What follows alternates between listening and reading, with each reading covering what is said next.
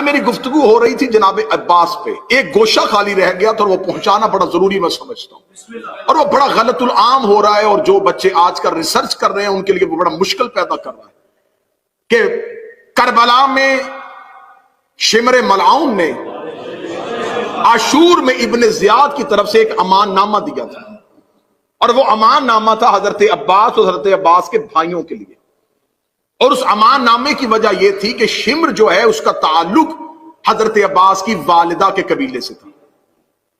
یہ بات اتنی مشہور کی گئی ہے کہ بعض جگہوں پہ باقاعدہ رشتہ معاذ اللہ ثم معاذ اللہ لکھ دیا جاتا ہے کہ رشتے کے اعتبار سے ماموں تھا، کیونکہ جناب ام البنین کا جو قبیلہ ہے، جو نسل ہے، جو خاندان ہے، اسی کے ساتھ ہی شمر کا تعلق تھا۔ پوری ذمہ داری کے ساتھ، مکمل منبر کی خطیبانہ دیانتداری کے ساتھ، شمر کا تعلق بنی کلب سے تھا، عباس مولا کی ماں کا تعلق بنی کلاب سے تھا۔ دونوں قبیلوں میں فرق ہے، وہ بنی کلاب میں سے تھی، یہ بنی کلب میں سے تھی۔ بنی کلب یہ وہ عرب کا قبیلہ تھا جو صحراؤں میں بھیڑے پالا کرتا تھا، بھیڑے پال کے شہروں میں جا کے بیچا کرتا تھا۔ شمر ملعون کا تعلق بنی کلب کے ساتھ ہے۔ ہاں، اب آپ مجھ پہ سوال کریں کہ کیا کتابوں میں یہ لکھا ہے، مقاتل میں یہ لکھا ہے کہ امان نامہ آیا؟ ہاں آیا، یہ میں مانتا ہوں، کتابوں نے یہ روایت دی ہے کہ امان نامہ آیا ہے، لیکن وہ امان نامہ رشتہ داری کی بنیاد پہ نہیں دیا۔ میں نے آپ کو شاید دوسری یا تیسری تقریر میں بتایا تھا کہ حسین کے پاس کل 4 علی تھے۔ ایک مجلس میں نے بتایا، جناب محمد حنفیہ، جناب مسلم بن عقیل، جناب عباس ابن علی، اور جناب عبداللہ ابن جعفر طیار۔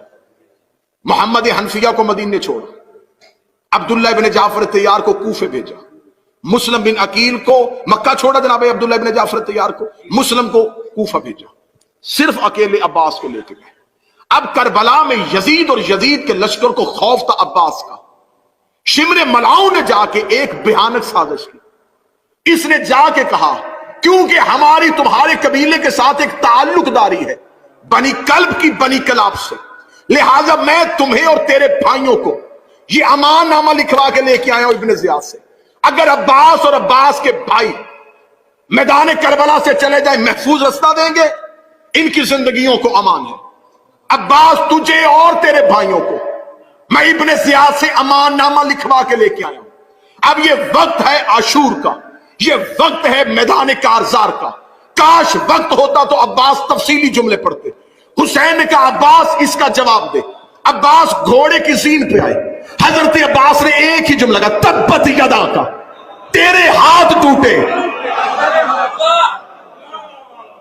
اب علمی جو لوگ بیٹھے وہ اس گہرائی کو سمجھنا، اب وقت نہیں تھا، میدان جنگ ہے اور گھمسان کا رنگ ہے۔ عباس نے ایک جملہ کہا، تبت یدا کا، تیرے ہاتھ ٹوٹے۔ یہ لہجہ عباس نہیں ہے، یہ آیت قرآن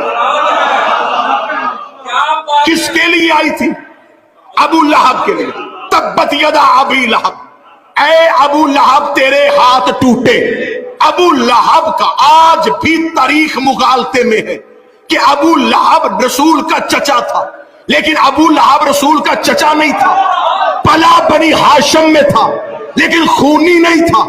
اس کی ماں لونڈی تھی، حضرت عبد المطلب کی کنیز اپنا بیٹا لے کے آئی تھی، پلا تھا اس قبیلے میں لیکن کہلوانا شروع کیا کہ میں بنی ہاشم ہوں۔ خدا نے کہا تبت یا تیرے ہاتھ ٹوٹے۔ یہ جملے ابو طالب کے لیے، ابو لہب کے لیے آئے تھے کہ ابو لہب بیٹا کسی اور کا ہے، پلا کسی قبیلے میں ہے۔ عباس نے وہی اللہ کا لہجہ استعمال کیا، اے شمر تیرے ہاتھ ٹوٹے، تو بیٹا کسی اور کا ہے، نسبت کسی اور سے دے رہا۔